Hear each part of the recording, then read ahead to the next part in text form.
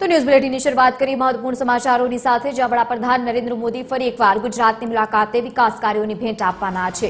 કુલ 19,806 કરોડના વિકાસ કાર્યોની ભેટ આપવાના છે। લોકાર્પણ અને ખાતમુહૂર્તના કાર્યક્રમોનું પણ આયોજન છે। સાણંદમાં સેમિકન્ડક્ટર ઓએસએટી પ્લાન્ટ્સનું પણ કરશે ઉદ્ઘાટન। આ વચ્ચે તમને જણાવી દઈએ કે રાજ્યના 34 જિલ્લાઓમાં 38,949 આવાસોમાં પણ ગૃહપ્રવેશ કરાવવાના છે। ગાંધીનગરના કોબા ખાતે સમ્રાટ સ્મૃતિ મ્યુઝિયમનું પણ તેઓ લોકાર્પણ કરવાના છે। तो बीजी तरफ उत्तर गुजरातना बनासकांठाना डीसा पासे देशનું અદ્યતન પશુ સંવર્ધન કેન્દ્રનું પણ લોકાર્પણ કરવાના છે અને બીજી તરફ કચ્છના ખાવડા હાઇબ્રિડ રિન્યુએબલ એનર્જી પાર્કના પ્રોજેક્ટનું પણ લોકાર્પણ કરશે। અમદાવાદ ધોલેરા એક્સપ્રેસ વેનું પણ લોકાર્પણ કરવાના છે। ખરીકટ કેનાલ વિકાસ અને સુભાષ બ્રિજના આધુનિકરણને પણ મંજૂરી આપવાના છે। એટલે કે કરોડોના વિકાસ કાર્યોની ભેટ ગુજરાતવાસીઓને મળવા જઈ રહી છે। વડાપ્રધાન નરેન્દ્ર મોદી ફરી એકવાર ગુજરાતની મુલાકાતે તડામાર તૈયારીઓ પણ।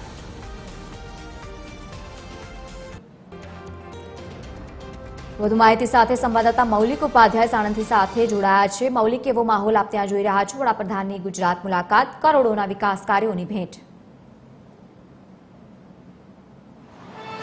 લવલીન, અત્યારે હું અમદાવાદ એરપોર્ટ ખાતે છું। થોડી વારમાં વડાપ્રધાન નરેન્દ્ર મોદી છે તેઓ અહીંયા પહોંચવાના છે। ત્યારબાદ તેઓ 10 વાગે ગાંધીનગર જે સમ્રાટ સ્મૃતિ મ્યુઝિયમ છે તેનું ઉદ્ઘાટન કરશે। સાથે સાથે એક જાહેર સભાને પણ સંબોધિત છે તે કરશે। બપોરે લગભગ 12:45 વાગે પ્રધાનમંત્રી અમદાવાદના સાણંદમાં કેન્સ સેમિકોન પ્લાન્ટ છે તેનું ઉદ્ઘાટન કરશે અને ત્યાં પણ એક જાહેર સભાને સંબોધિત છે તે કરશે।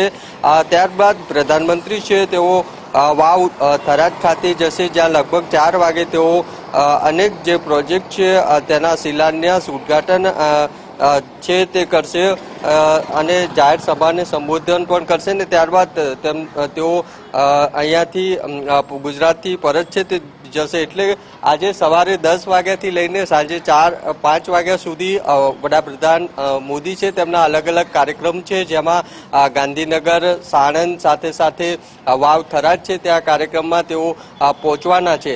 થોડી વારમાં તેઓ છે તે અમદાવાદ એરપોર્ટ પર પહોંચશે અને અમદાવાદ એરપોર્ટથી તેઓ સીધા ગાંધીનગર ખાતેના કાર્યક્રમમાં જશે। જી बिल्कुल मौलिक, आभार समग्र माहिती સાથે જોડાવા બદલ। તો અમદાવાદ એરપોર્ટ પર થોડીક જ વારમાં આગમન અને ત્યારબાદ વિવિધ વિકાસ કાર્યોની ભેટ ગુજરાતવાસીઓને મળશે।